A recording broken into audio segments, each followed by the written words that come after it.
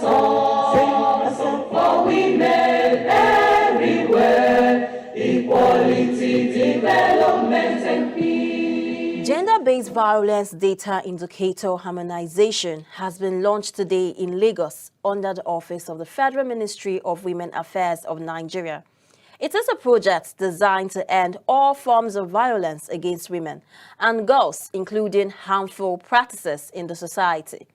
It is seen as a design project that will help Nigeria report all important indicators around gender-based violence. Speaking to journalists at the opening of the Data Harmonization Workshop, the Honorable Minister of Women Affairs, Honorable Dame Pauline Tallinn, aired her opinion on the need for advocacy and ways the victims of gender-based violence under their oppressor can speak. Definitely, the situation in the IDP camps are unique, and that's why government is doing everything possible to resettle them out of the IDP camp.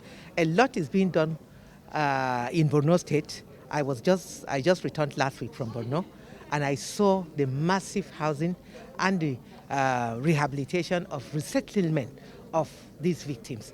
Once they are settled, they can be able to speak out and be supported.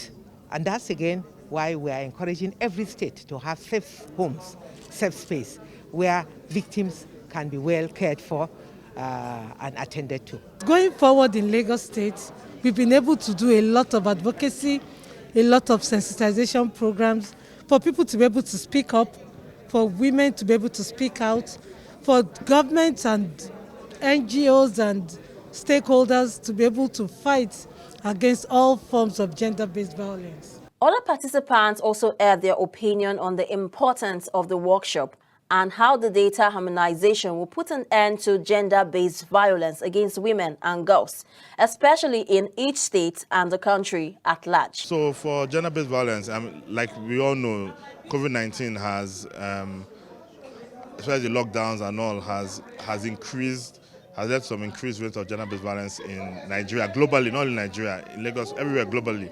So what we just say is that there are a lot of centers that are around for survivors, where there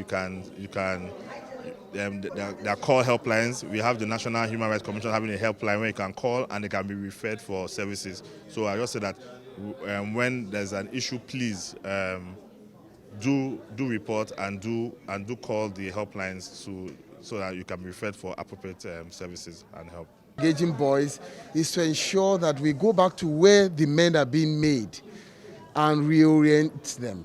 To say, look, it's not a manly thing. For you to beat a girl, it doesn't show you're a true man.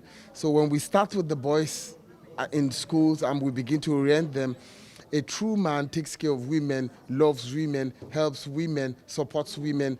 At that stage, we believe that we are re-educating, repositioning, and removing that male masculinity that is driving the gender-based violence. So if we do that for young boys and as they grow, they begin to act right, when they are men and they are married, you see less of these problems because they're able to appreciate their wives and use other means of dialogue with their wives instead of using violence.